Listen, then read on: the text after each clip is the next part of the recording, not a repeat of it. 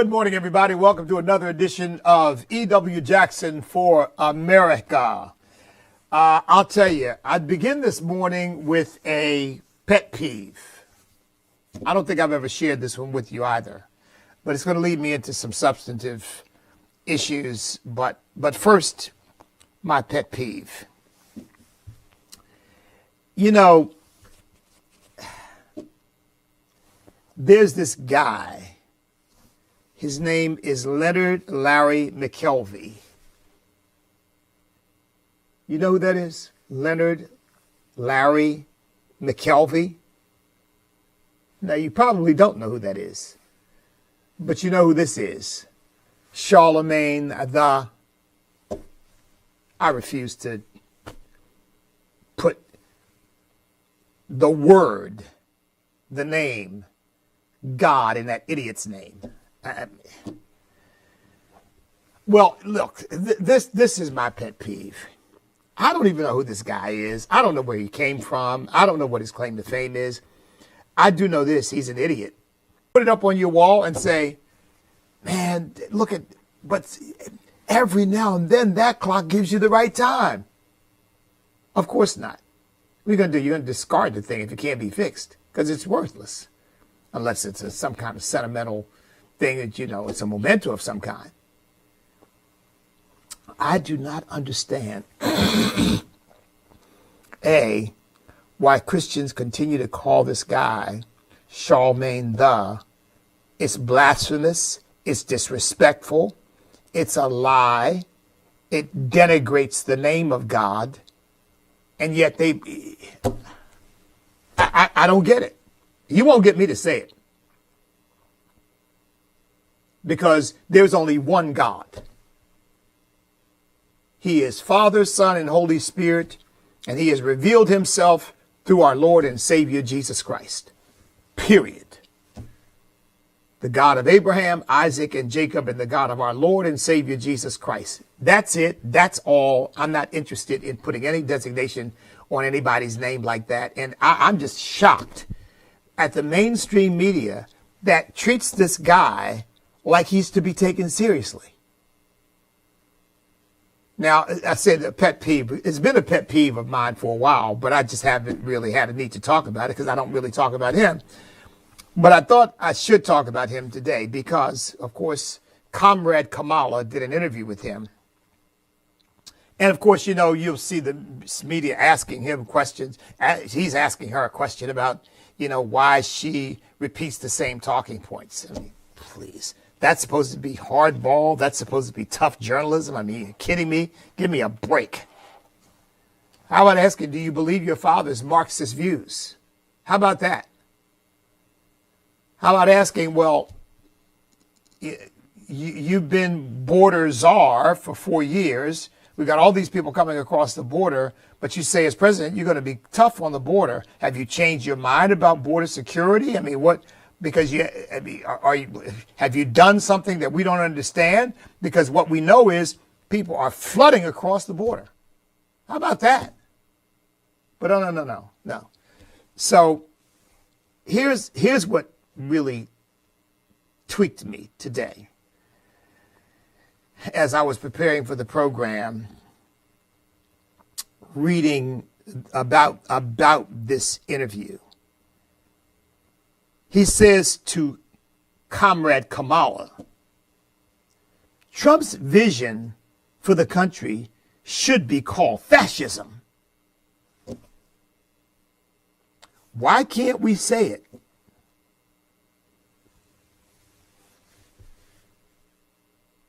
Now that's what you get with, what's the guy's name? Leonard Larry McKelvey. That's the kind of stupidity you get. And I don't know, I guess he's supposed to have millions of people, but I mean, it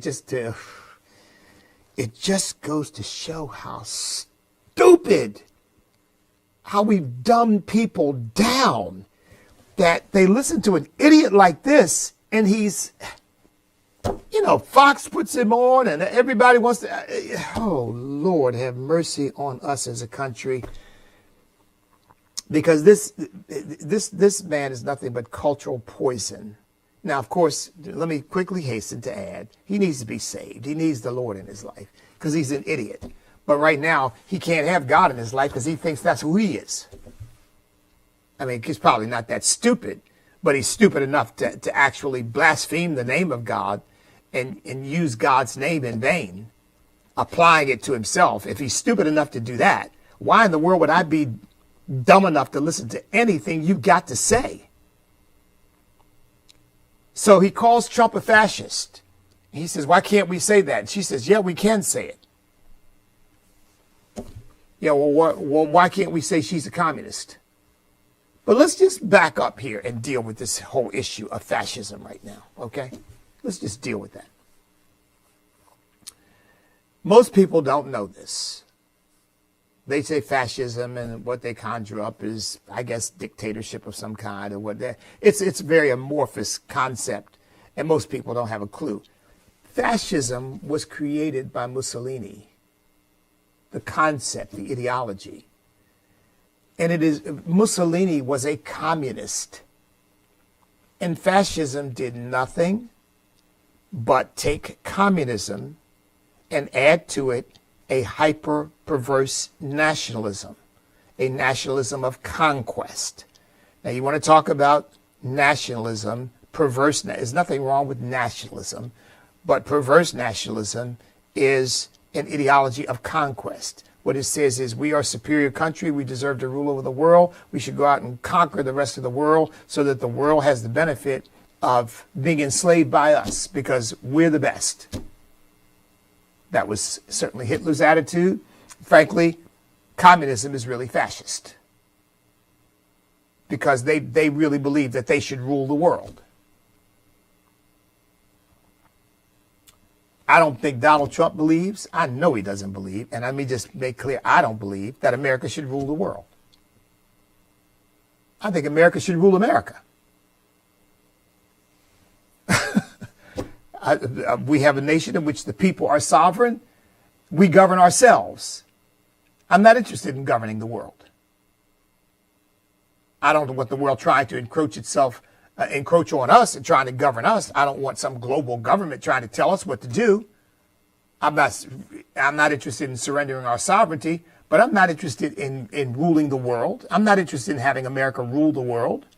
I certainly want us to be predominant. I want us to be leaders in the world. I want us to have a great deal of influence in the world because I really believe that America is overall an influence of good. And Russia and China are influences of evil. I certainly don't want India spreading Hinduism around the world.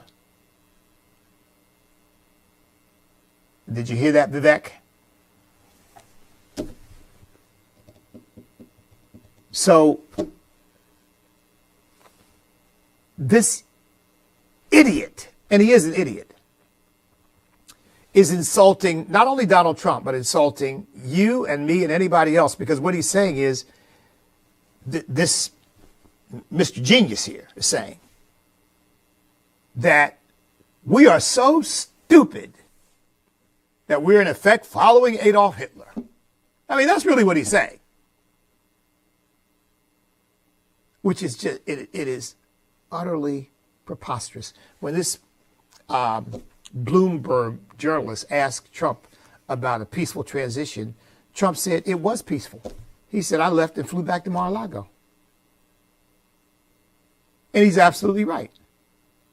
Trump didn't call generals and say, well, you know what, this election is wrong and we're going to have to fight to make sure that there is no transition. I stay in. I mean, no. Okay, there was a protest that went bad. Went bad, I think, because of the mismanagement of Nancy Pelosi and the Capitol Police and others, as well as maybe some bad actors in the crowd. Okay, a protest went bad. That's all. No attempt to overthrow the government. No insurrection. No attempt to stay in office. Because at that point, without Mike Pence's cooperation and an attempt to investigate the validity of the Electoral College votes that were being presented, it was over. He knew that. And what did he do? He went back to Mar-a-Lago. But oh, no, no, no. Well, you're going to have a peaceful transition? Trump said, I flew back to Mar-a-Lago. But, I mean, what do you mean? I didn't try to stay and occupy the White House. He didn't say that. I'm saying that. But, yeah. So, but this idiot, Leonard Larry McKelvey, is trying to say that you and I are fascists. That's because when he says Donald Trump is a fascist, that means anybody voting for him, and I voted already, by the way. Anybody voting for him is a fascist. I voted yesterday afternoon. I went out and voted. Anybody supporting Donald Trump is a fascist. So as I said, let me just again explain. So Mussolini was a communist. Fascism developed from communism. It's rooted in communism, but it's a hyper perverse nationalism that says, but in addition to a sort of a totalitarian socialist or communist approach to the distribution of goods and services through a planned economy, which we control, we want to add to that world conquest. Because we as Germans, we as Italians should rule the world. Fascism. It's really nothing but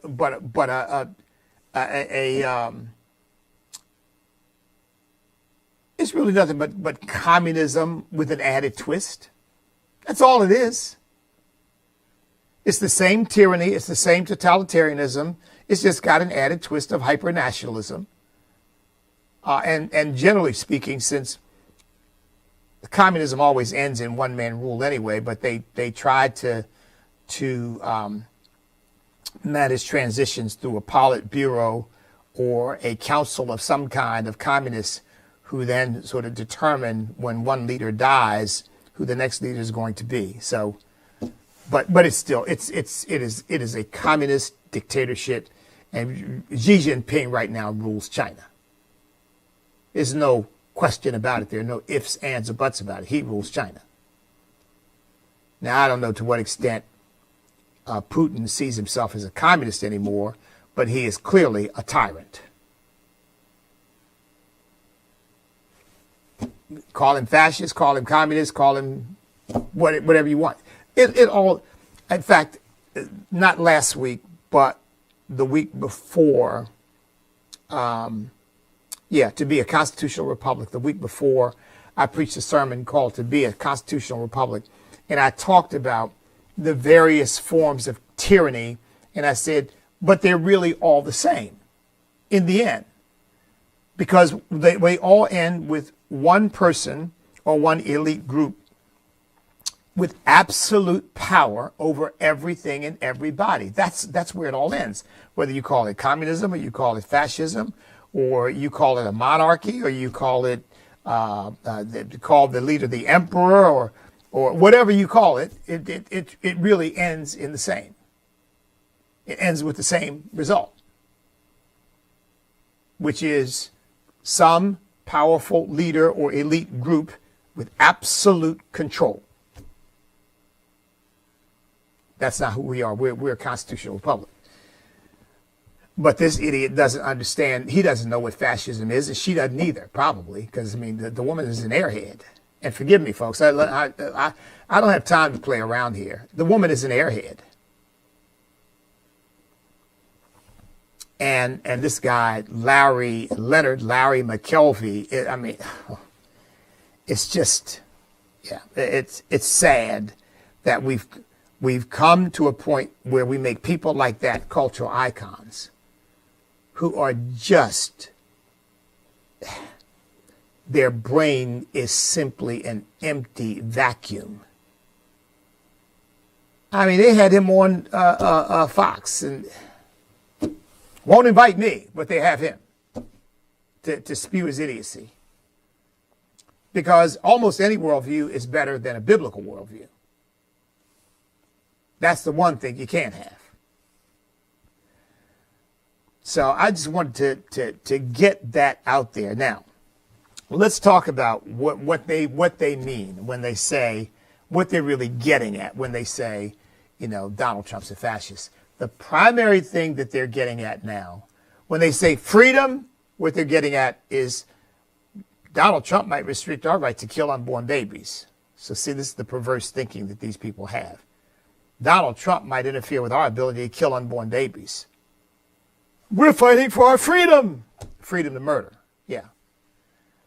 But when they talk about fascism and Christian nationalism, what they're really talking about is illegal immigration, the illegal aliens invading our country. Because I'm training myself to stop saying immigration because it's not immigration. That's like saying when an army marches into your country, they've immigrated. It's not immigration. It's an invasion. And this reporter from Bloomberg asked Donald Trump about it as well, about mass deportation. Now, if I may say, just take a moment to say, I was the first candidate for the presidency to talk about mass deportation. That's right. I am more conservative on immigration than Donald Trump because I talked about mass deportation before he ever did. I don't say he got it from me because he probably doesn't know who I am, but I was talking about it at the very beginning of my campaign. I said, we must do it. I said, because if we don't do it, ultimately we lose because they're going to keep coming. We have got to so turn up the heat that everyone trying to get into our country illegally realizes it won't do you any good because they're going to hunt you down and kick you out. You'll never have a sleepless night there because they're going to be constantly looking for you. And yes, I've said this, folks, I think it's ugly. I think that's an ugly prospect, but I think it's absolutely unavoidable. So let me tell you the trick that the Democrats, this is a diabolical work of the devil, the trick that they pulled, you see. Well, they're playing chess, not checkers. You create this influx, this invasion of people into the country, right? By the millions, and we know it's millions. This idiot, again, this Bloomberg journalist who was questioning Donald Trump said, you're going to deport 11 million people? And I thought to myself, are you still stuck on this 11 million? I mean, come on. He couldn't be that dumb. It can't be 11 million. You add another 10 million, and it's still 11 million. And who knows how many more have been added than that. I told you, I really believe we got about 30 million illegal aliens in our country. That's my guess, about 30 million. Because remember, they've been coming for a long, long time. And in terms of gotaways, I don't know how we measure gotaways because they're gotaways because they got away. And we don't know how many of those people have crossed the border who never encountered Border Patrol. We don't know how many of those people there are. We're only counting the people that we know about. And the Biden administration has facilitated a massive influx into our country. A massive influx. And by the way, we're not even including in this the people who come on visitors visas or work visas or whatever, and then overstay their welcome and then remain under the shadows. Have no intention of becoming legal. Just, I'm in, I'm going to stay. I guarantee it's 30 million people. But, you know, how would you know? I think we can safely say it's at least 20 million just based on what the Biden administration is bringing. You can't stop this if you don't get hardcore. Now, I'm not talking about abusing people or torturing people or harming people. I'm talking about gathering people up and kicking them out. I think we've got to create a summary deportation system that says you come into the country illegally. When we catch you, you don't get to go before a judge. You get a summary administrative hearing maybe that is done by Border Patrol, that if you don't have the necessary documentation, you can't prove that you came into the country legally, you are shipped out. We got to stop this stuff of, well, you come back for your court hearing in 10 years. I mean,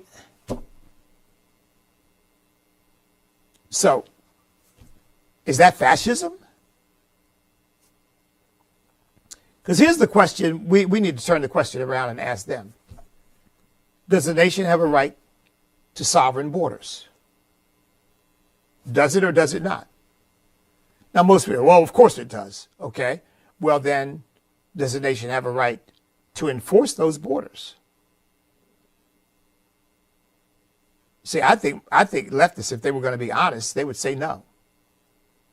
They would say borders are an artificial construct that don't matter because they have no commitment to America. They have no commitment to our sovereignty. They have no commitment to our safety or our security. They think we're the problem, creating instability and creating violence around the globe. So we're the problem. So we don't have a right to tell people they can't come here. If anybody wants to come, just come. We're better off with them because we're the bad. We're the bad ones. I mean, that's their approach. America's no good. We're systemically racist. We're systemically sexist. You name it. It is not fascism to protect and defend the borders of your nation. That is not fascism.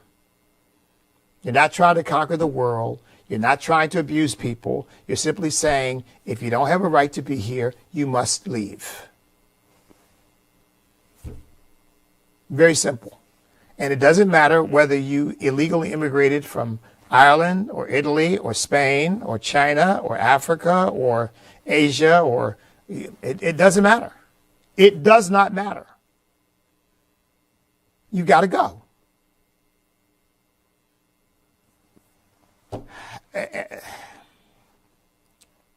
This idea that somebody could actually suggest that Donald Trump is a fascist and not have a hue and cry go up and say, that is so ridiculous and so offensive and so insulting to all the millions of Americans who support this man that you ought to just stop it. You just, and you talk about the press saying, we're not going to give, I mean, there's a lot of press that won't give me a platform. I told you all, we've got now two gospel stations that won't air my ads in support of Donald Trump.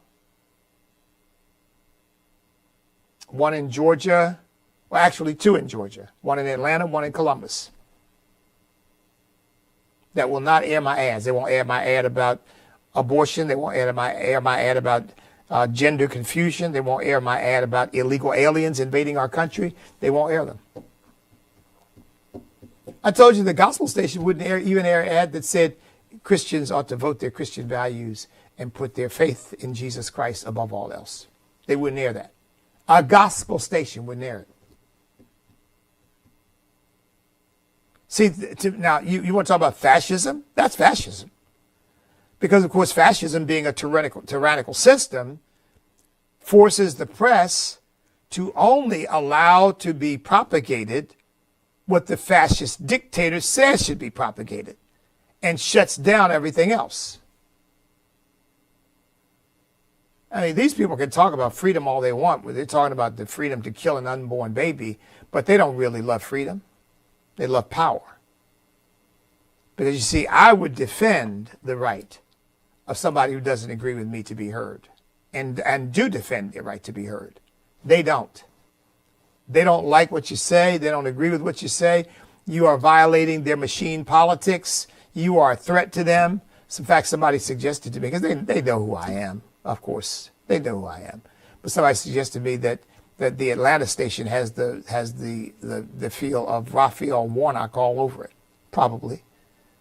Because I said Raphael Warnock is a warlock. I mean, that man, if Raphael Warnock is a Christian, then I'm an alien from outer space. The man's not a Christian. He doesn't know Jesus. He's a professional pulpiteer. He's a spiritual pimp. That's all. But he doesn't know anything. I mean, anytime you're writing a book telling the Christian community that they need to learn from Karl Marx, that tells me that you are an idolater.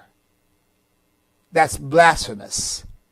To tell God's people that they need to learn from a demonic atheist whose ideology is responsible for the deaths of 100 million people around the world tells me you wouldn't know God if he slapped you.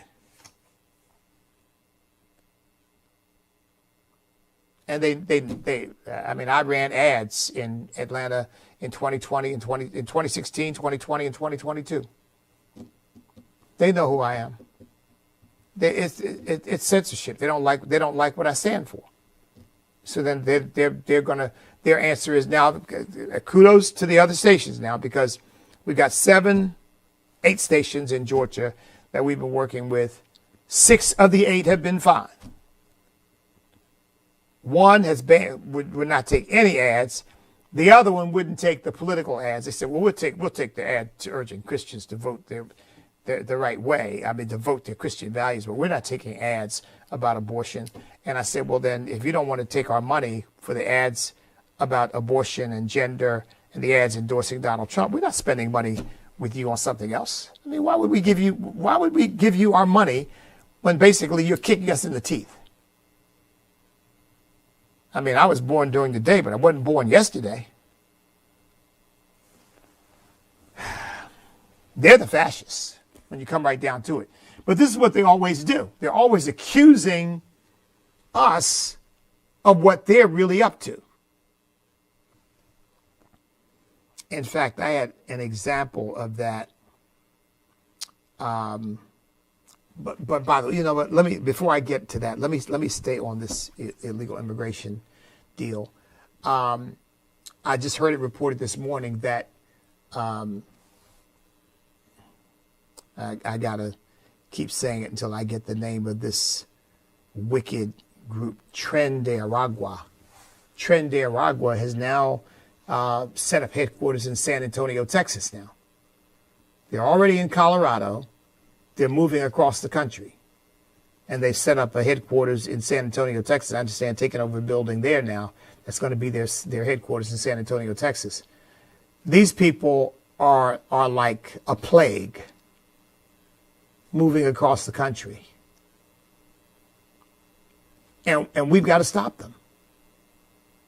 We've got to stop them. We've got to arrest these people, put them in jail for the crimes that they've committed, and then kick them out of our country after they serve their time, if they ever get out. Some of them are going to go to prison for the rest of their lives. They can't get out because they're bloodthirsty killers.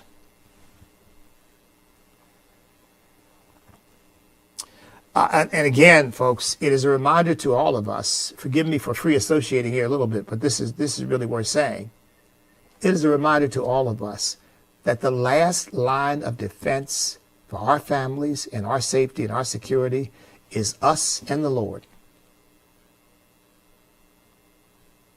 God Almighty and a Glock 19 or an AR-15 or whatever.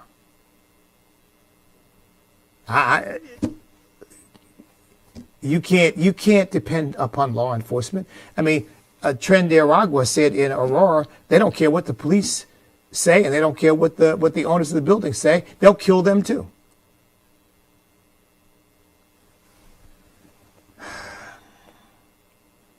I don't think I shared this with you, but you know the whole issue. I don't think I shared this with you yesterday, but this whole issue of was just made up, is being exaggerated. I told you the Perkins Coie law firm in Denver, Colorado, did a report. They were asked by some banks that held mortgages on these properties to do a report on whether these were rumors or they were verified and verifiable facts, whether Tren de Aragua was in fact taking over these buildings. They did studies of some of these buildings. This one was the Whispering Pines, and they said, this is from their report. The evidence we have reviewed indicates that gang members are engaging in flagrant trespass violations, assaults and battery, human trafficking, sexual abuse of minors, unlawful firearms possession, extortion, and other criminal activities, often targeting vulnerable Venezuelan and other immigrant populations. They said they threatened to kill, and in certain instances apparently actively attempted to kill members of the management of Whispering Pines. The consultant for the property was severely beaten and stomped. They said gang members stabbed a Whispering Pines resident for refusing to pay rent to the gang rather than to the landlord. And they said, quote, "This is our business plan. If the property manager doesn't like it, we'll fill him with bullets." But nothing to see here, no problem.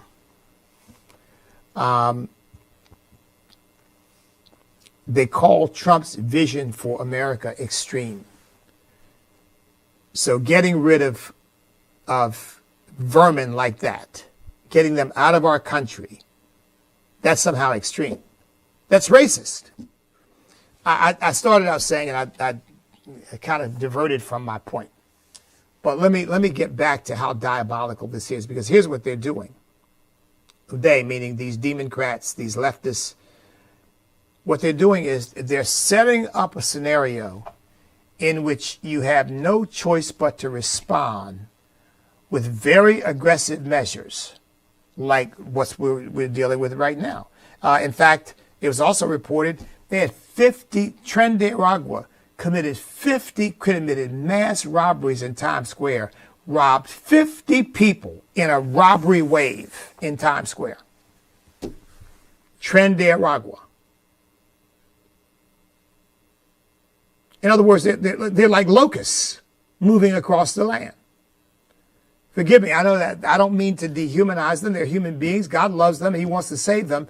But I'm talking about how they're behaving, okay? I mean, because they still have value as human beings. We would love to see these people saved. But you can't allow them to move across the country like locusts, devouring everything in their path. You can't allow it. What they do is they set up a scenario in which you have to respond aggressively, like this one, like this illegal alien invasion we're now experiencing. And then when you do respond, they say, look at them, look at them. Oh, they're haters, they're bigots, they're racists, they're extremists. Look at how crazy they are. Folks, this is a diabolical strategy. And frankly, it is a gambit that we don't have any choice but to respond. We really don't. We can't say, oh, well, now we're not going to do anything because if we do that, they're going to call us extremists. Well, too bad. So what? But we've got to inform the American people this is their strategy. They want to set up a scenario in which you can't respond, or which they think you can't respond. You can't do anything because if you do anything, you're going to look like a racist. Whoa. And thank God for Donald Trump, who says, I don't care what it looks like to you. I know what's right. And he is absolutely right. In fact, this is another accusation that they're making, that Donald Trump is going to set up prison camps. You know, I've heard this before. They said this about George Bush. He's going to set up concentration camps for black people and all this nonsense. I mean, these people, their playbook doesn't change. They're liars. They are manipulators. They're power-mad idolaters. They'll do anything, say anything, cheat, steal, kill, whatever they think they need to do in order to get what they want. So isn't that a bit extreme? Well, they're killing, they think they can buy women with the blood of unborn babies. Actually, it's worked in many cases, hasn't it? Well, that's a way of putting it, but it really kind of puts the whole thing in bold relief, doesn't it? Buying women with the innocent blood of unborn babies, because that's exactly what they're doing. Stick with us. We'll help you kill your unborn baby. And we'll pat you on the back for it and tell you how great you are for doing it. We'll pocket billions in cash in the meantime, and use that to buy politicians who will look the other way as we slaughter the innocent. Pretty good plan, huh? Straight out of the pit of hell.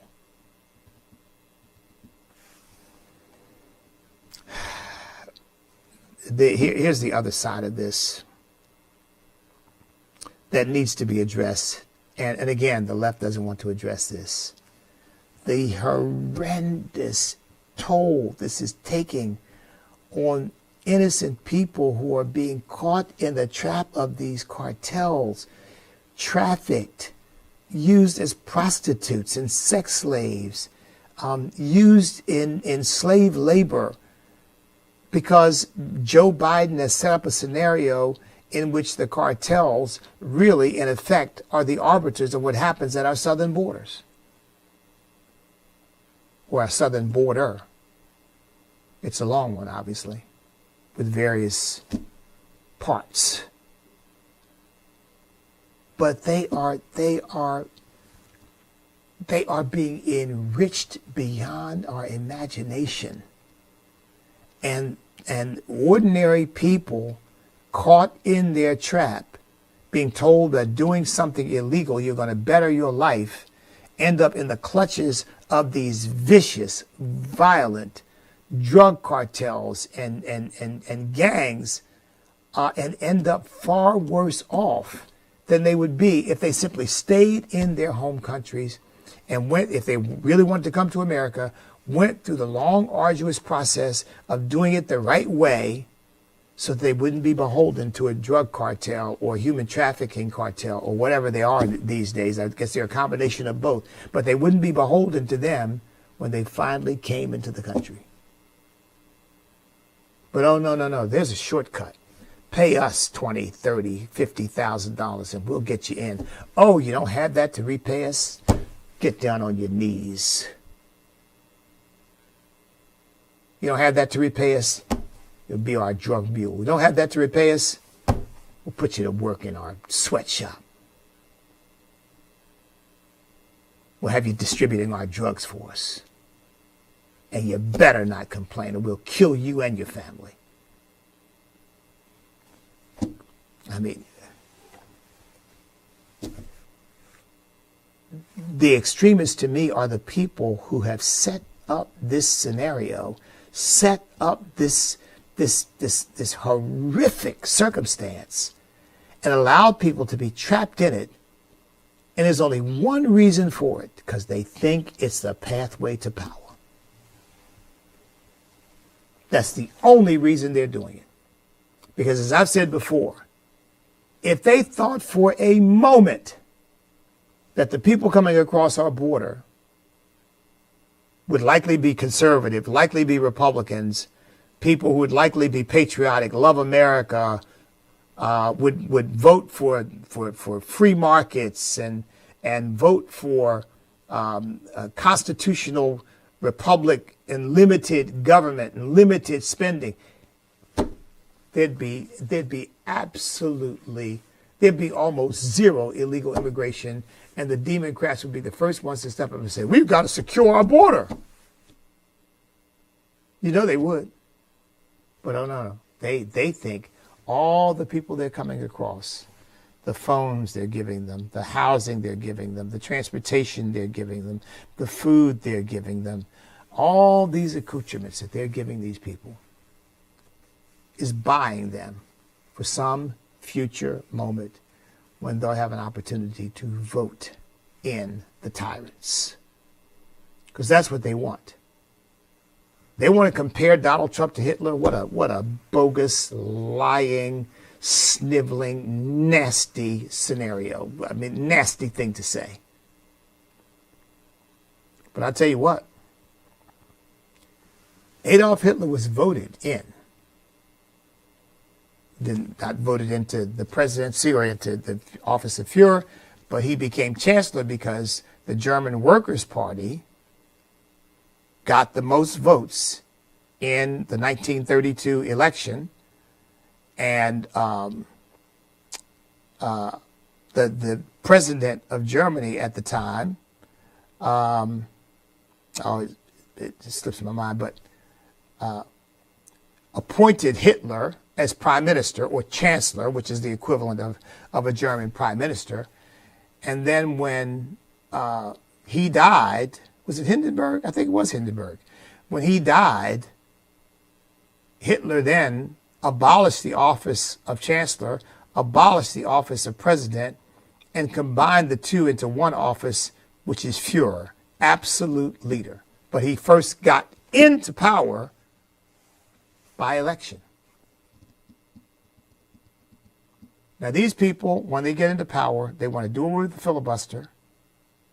They want to pack the Supreme Court. They want to legalize all these invading aliens.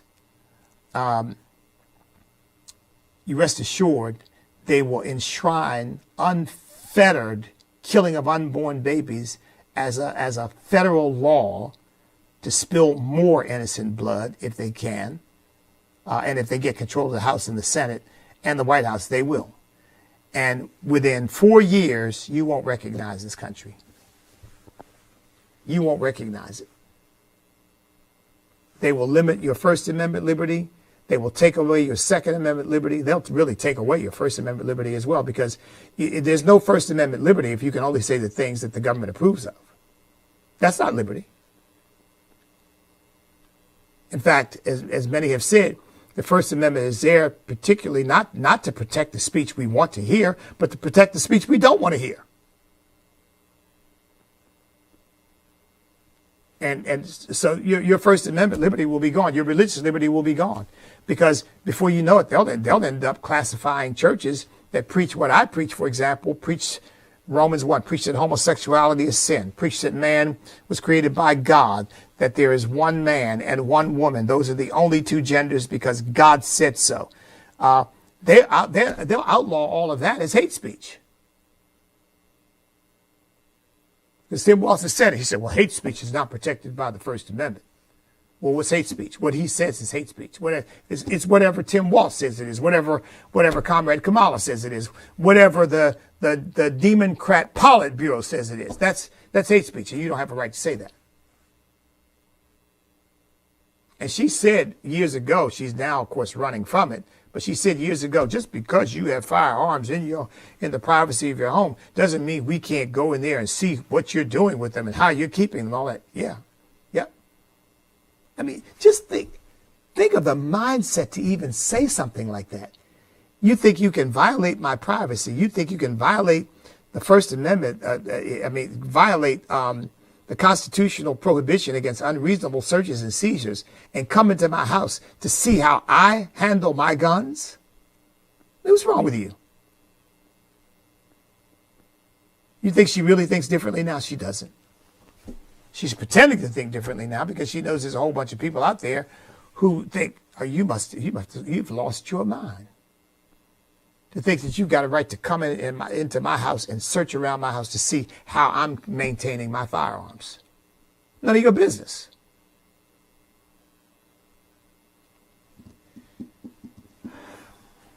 That's where we are, folks. That's where we are. So, Leonard Larry McKelvey is an idiot. The woman he was interviewing, Comrade Kamala Harris, is an idiot. These people are liars.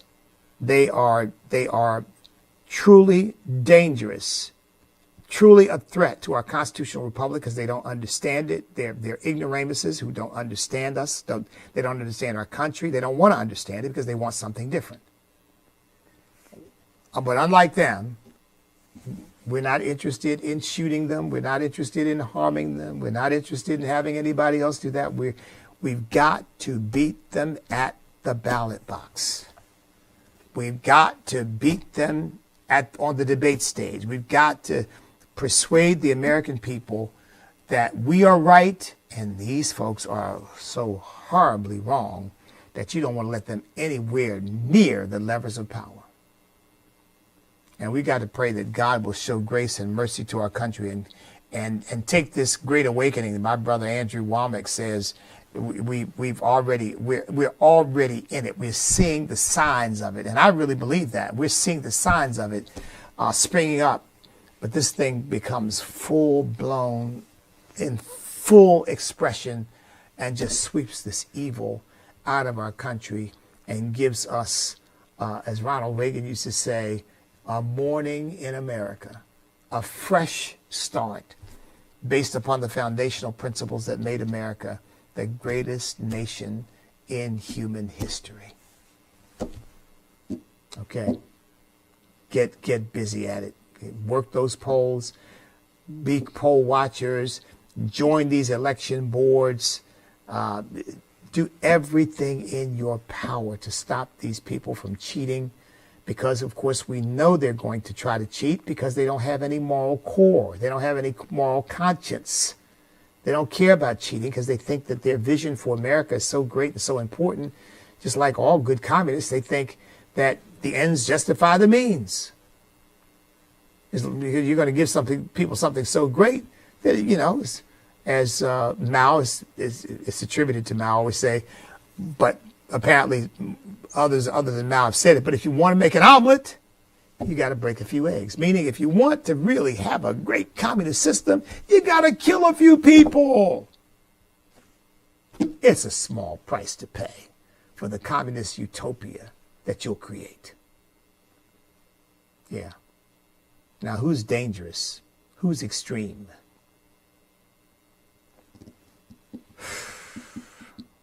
Well, look, that's going to do it for today. Get fully engaged. Oh, go to our website, standamericapac.us. Now remember, that's the political side of what we do. There's a firewall between that and Stand the Foundation, which is a 501c3. Stand the Foundation doesn't spend money on candidates. We don't endorse candidates. But the PAC can and does. And right now, we are focusing all of my time and energy, or almost all of my time and energy, on the PAC side in order to try to impact this election. And our end of it is trying to get black voters to vote for Donald Trump, not for Comrade Kamala. Help us. StandAmericaPAC.us. Go there, make the most generous contribution that you can. And in the meantime, you all know what to do. Stand up, step up, speak up, refuse to back up, because we cannot be defeated if we will not quit. Because we are on God's side. God bless everybody.